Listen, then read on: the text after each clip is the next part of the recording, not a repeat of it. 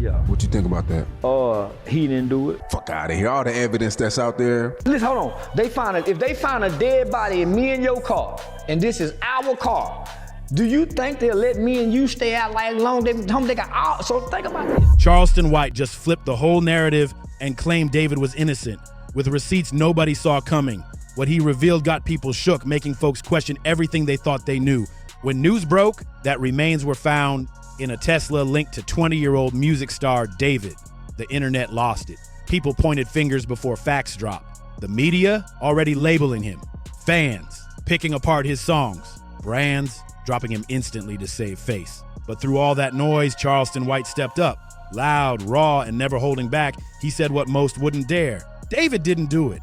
And get this, he didn't just say it, he backed it up. Charleston pointed to the one thing no one could ignore. There were no charges. And for him, that said everything. In America, Charleston said, black men get locked up off nothing. If they had something real, David would be in handcuffs by now. And honestly, he's not wrong. Every day people get picked up with half the proof or no proof at all. So Charleston's stance, if David was really involved, he'd already be gone. The question now is, what does Charleston know that we don't? And why is no one else saying it out loud? They'll lock him up just to stall if they had something. That's what Charleston White said, and he meant every word. For him, the silence from the police didn't mean they were building a big case. It meant they had nothing. And to drive it home, Charleston dropped one of his classic analogies. Bold, raw, and designed to snap people out of the hype. He said if this were a regular person, not a rising star, they'd be sitting in a cell yesterday if any real connection existed. David, still doing shows, still moving around freely, no arrest, no court date. That alone, Charleston claimed, was louder than any online theory, and he didn't stop there. Charleston took aim at the internet's favorite, evidence. The girl's age, leaked pictures, supposed matching tattoos, and even fans calling his songs hidden messages. But to Charleston, it all felt too scripted, too perfectly messy. Like someone wanted David to look guilty without proving it. The math wasn't mathing. A young black artist allegedly connected to a missing 14-year-old teen, and still no handcuffs, no charges, not even held overnight. Charleston wasn't buying it, and he wanted everyone to think twice. That silence from the law, he said it wasn't failure. It might just be the clearest proof that David's not who they're making him out to be. Charleston White didn't hold back, not even close. He threw his audience straight into the deep end, asking the wild question no one wanted to touch. What if this was a setup? He talked about how the body was found, hidden and handled in a way that felt way too calculated for someone like David. They say he did all this, but still no arrest? Charleston asked, come on now. As his words spread across YouTube and IG, the internet lit up. Some folks said he was going too far, defending something that couldn't be defended. But others, they said he was the only one bold enough to say what they'd been whispering. This whole story ain't adding up. And Charleston didn't just drop one comment and bounce. Nah, he stayed on it, pressed the issue again and again. The fact that David was walking around free didn't just confuse him, it made the whole case seem off. To prove his point, Charleston threw it all the way back to one of the wildest trials ever, the OJ case. That wasn't just for drama, it was a warning. He said when authorities want you locked up, they'll do it quick, even with barely any real proof. So why not David? If the so-called evidence was so solid, why no cuffs? Charleston pushed that question hard. And when you hear it like that, things start sounding real suspicious. Was someone trying to take David down, or was the truth buried under all this noise? So think about this. If they got all this information on him dating a minor, an underage kid, and she looked like a white girl, mixed girl, what they let just stay free like this? Charleston started throwing out wild theories, no filter, no sugarcoating. He didn't trust the official version of events at all, and he wasn't afraid to say it. These weren't clean legal takes. They were raw, street-level thoughts tossed into the mix like firecrackers. That's why people listened. Charleston wasn't reading off court papers. He was speaking from the gut, unfiltered, bold, and full of emotion. And through all that heat, one thing was clear. He didn't believe the story made sense, especially the idea that David had some obvious connection to the 14-year-old girl. That tattoo everyone kept bringing up, Charleston laughed it off. He said just because two people have the same ink don't mean they're locked in. Fans online swore that little matching symbol on their fingers was proof, but Charleston wasn't going for it.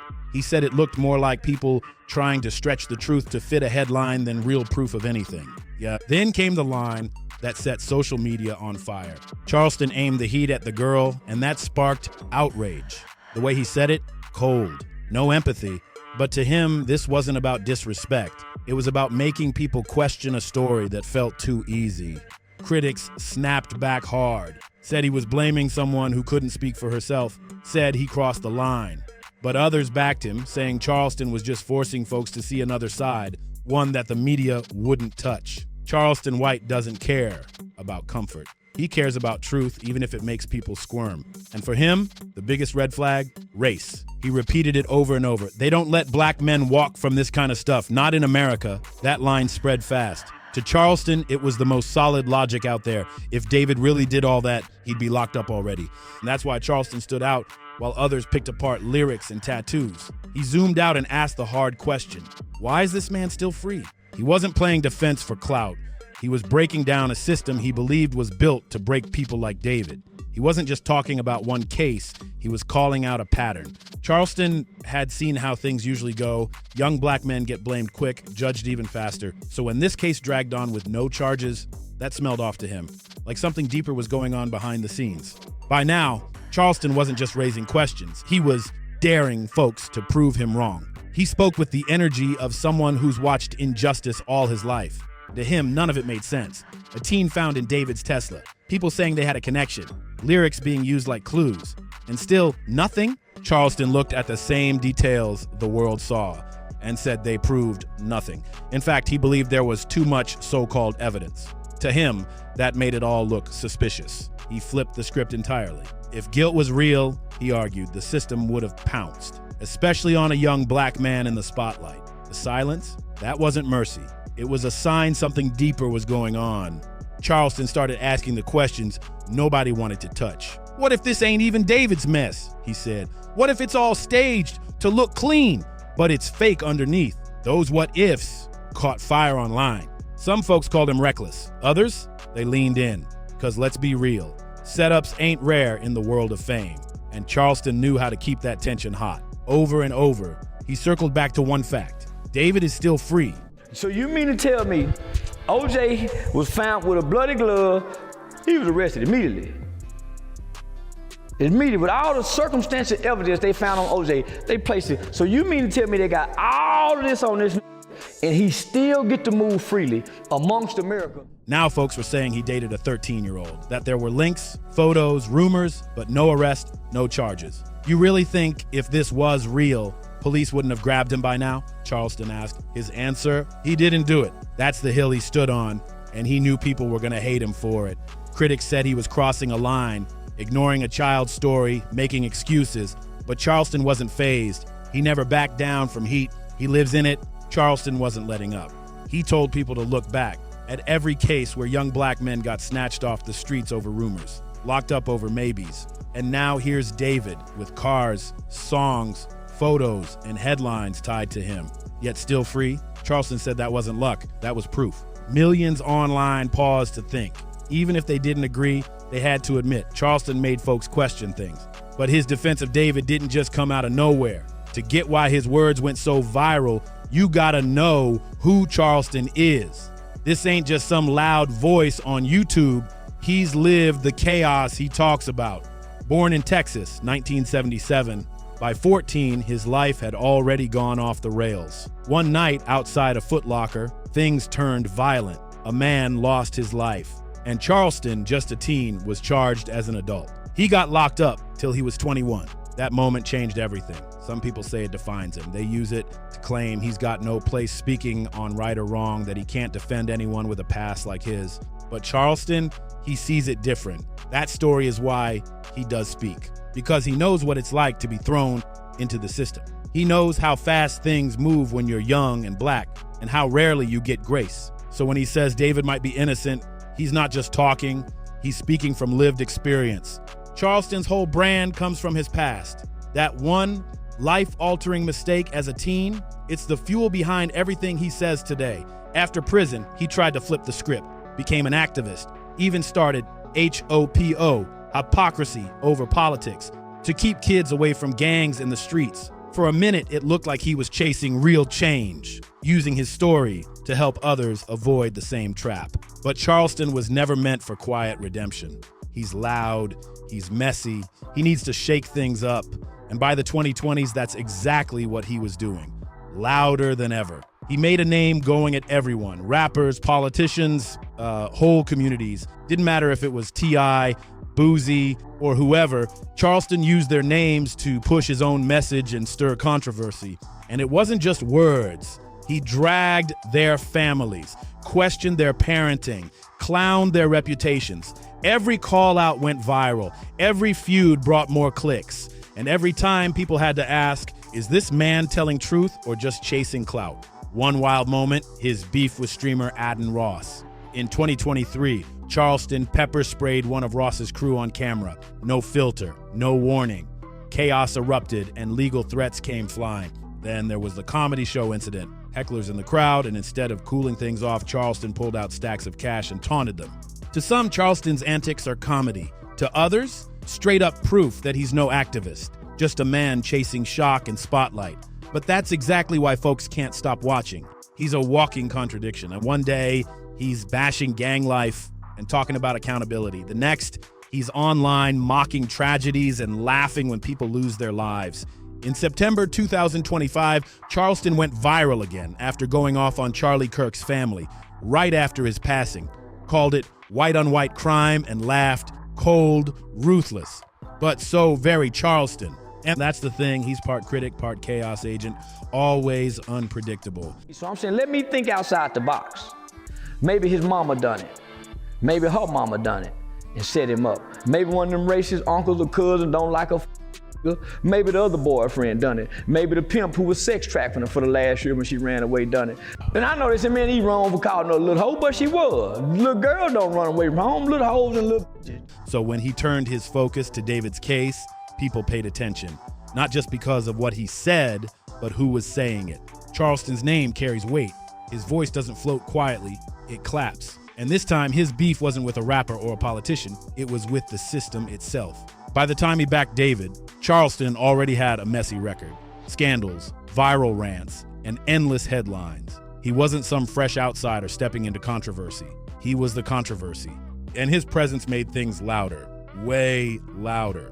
Earlier in 2024, he had already stirred more drama by mocking the deaths of King Von and Takeoff.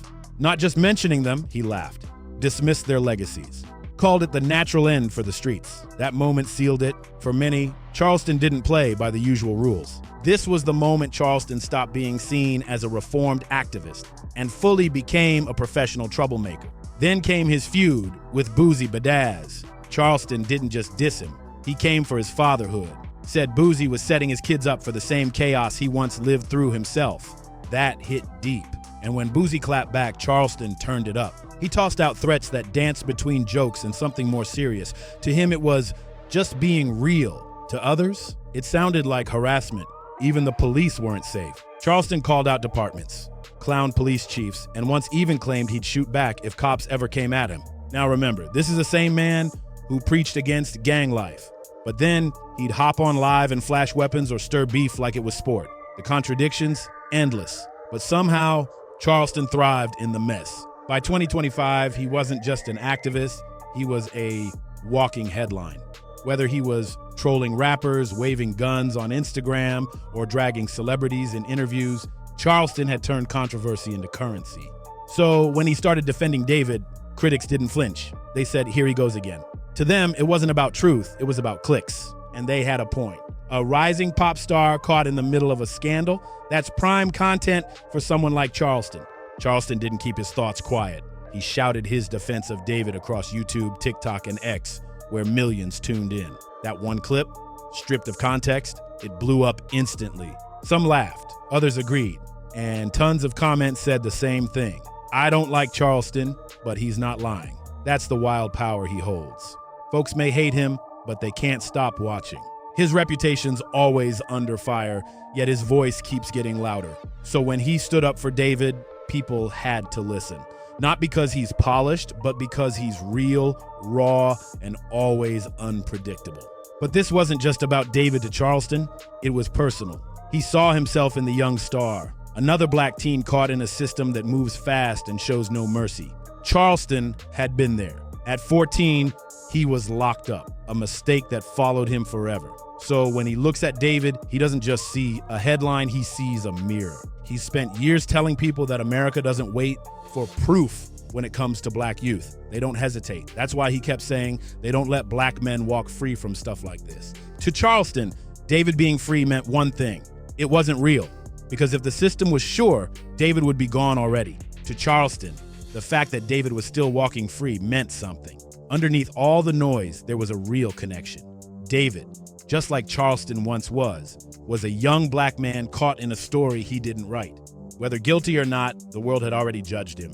And Charleston knew exactly what that felt like. That's why, behind the chaos, his defense hit deeper. The irony? The same man who clowned dead rappers, mocked victims, and stirred controversy on purpose was now standing tall as a so-called protector of justice. Whether people believed him or not, it made the whole situation impossible to ignore. Charleston wasn't just defending David. He was defending himself, his past, his pain, and his belief that the system only shows mercy when it wants to. As Charleston's words kept spreading across the internet, the case itself only got murkier. New rumors, leaks, strange updates. But one thing changed everything. The identity of the victim was confirmed. Authorities revealed that the body found in the Tesla was tied to the missing 14-year-old girl. Her remains were hidden in the trunk, carefully concealed. It sounded like the final piece, but even then, police said the same thing again and again. No arrests have been made at this time. The whole case turned into content. TikTok sleuths dove into David's songs, especially tracks like Romantic Homicide, treating the lyrics like confessions. Music videos got slowed down, frame by frame, as fans searched for hidden clues. Others lined up his tour dates with the girl's disappearance, hunting for overlap. But with all that noise, nothing solid, no public DNA match, no eyewitness, no confirmed digital trail, just rumors, guesses, and way too many TikTok theories. Still, the case wasn't standing still. Behind the curtain, detectives were working, tracking phone pings, digging into texts, coordinating across states since the car and body reportedly crossed lines before it was found, and that's where Charleston's voice turned risky.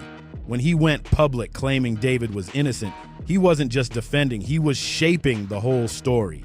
Millions watched him, and soon, people, especially fans, started repeating his words. Hashtags like #FreeDavid and #Charleston said. It started trending on X. That's the power of going viral. It doesn't just talk about news, it starts to rewrite it. In David's case, Charleston became the loudest pen in the room. And it didn't stop on social. His videos got so big that even mainstream media had to take notice. Reporters who were focused on the hard facts were now forced to mention Charleston White, someone with no law degree, no badge, no inside access, just a mic and a massive reach. Opinion pieces dropped overnight. Some called Charleston reckless, accusing him of messing with an open case by shouting innocence without solid proof. Others, though, admitted maybe he had a point. No arrest? That wasn't nothing. Love him or hate him, one thing was clear. Charleston had pulled the whole case into a louder, messier spotlight. Fans split into two camps. On one side, David's loyal followers, many of them teens, held on to Charleston's words like gospel. They quoted him, stitched his clips, and echoed his main point. If he did it, he'd be locked up already. On the other side, critics who said Charleston's take disrespected the girl and her grieving family. Fights broke out all over social media. Some users even went as far as doxing each other just for having different opinions. What should have been a quiet investigation had now turned into a full-blown internet war zone. Brands felt the pressure too. Some companies had already pulled away from David, but now they were stuck. Drop him completely and lose fans, or wait it out in case Charleston was right and David walks free. Endorsement deals froze. No one wanted to make the wrong move. David's image hung in limbo, not canceled, not cleared, just stuck. Meanwhile, law enforcement didn't seem moved by hashtags. They never called Charleston out directly, but quiet pushbacks started showing. Leaks hinted that investigators were still grinding behind the scenes, digging through messages, footage, and witness accounts. Anonymous sources started pushing back, saying no arrest didn't mean David was innocent, just that prosecutors didn't want to rush and lose in court. But that only fueled Charleston more. Every delay, every no comment, every vague statement. He flipped it as proof that the system was scrambling.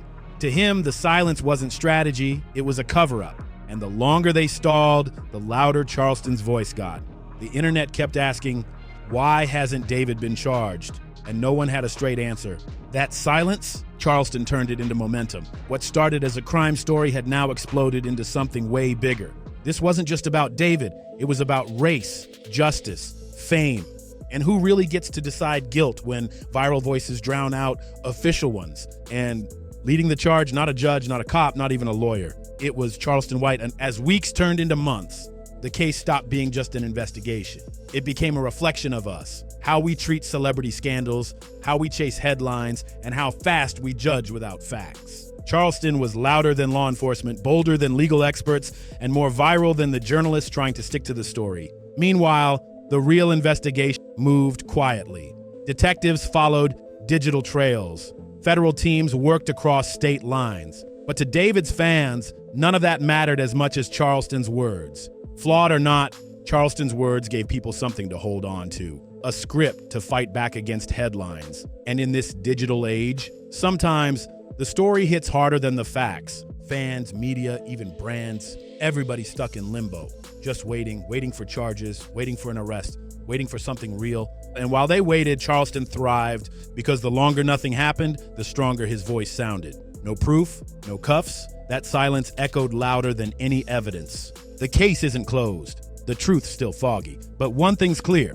Charleston didn't just jump into a viral story, he remixed the whole beat. He made David's innocence just as loud as the crime claims, turned speculation into fuel, debates into viral content, and content into power. Now, David's career hangs in the balance, caught between diehard fans and an industry scared to move. Labels and brands don't know which way to go. Law enforcement under pressure. If they push forward without solid proof, Charleston's been loud enough to turn that into a major backlash. And for the public, this is a wake-up call, a reminder of how fast truth can get buried under clicks, edits, and loud opinions. So now we ask you, what do you think about Charleston White's defense of David? Drop your thoughts in the comments. Smash that like button, hit subscribe, and check out what's next in our hood. You don't want to miss the next chapter. It's about to get even messier.